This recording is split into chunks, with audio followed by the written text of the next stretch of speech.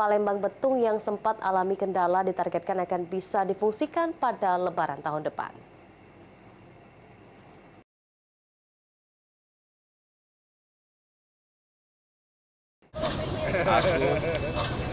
Kalau yang namanya ikutan lapangan pasti tangan kamu hangus juga badan itu. Menteri PUPR Dodi Hanggodo datang langsung mengecek proyek pembangunan tol Palembang Betung, tepatnya di Jembatan Musi 5. Dalam kunjungannya, Menteri PUPR Dodi Hanggodo menyampaikan, dalam proses pengerjaan Jembatan Musi 5, pihaknya menghadapi beberapa tantangan. Di antaranya trafik perjalanan tongkang batubara yang cukup tinggi, sehingga sempat tertabrak tongkang batubara beberapa waktu lalu.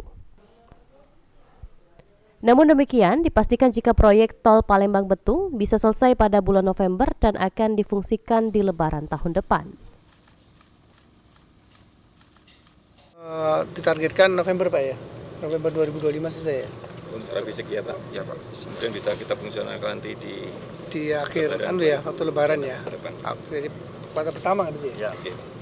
Diharapkan di kuartal pertama bisa difungsionalkan nih. Tol dari mulai ini Palembang ke Betung ya? Pangkalan Palembang Betung Pak. Pangkalan Betung ya. Ya. Lalu jembatannya Sejauh ini menurut Menteri PUPR, proyek pembangunan tol Palembang Betung sudah mencapai 70%. Tim Liputan, PAL TV.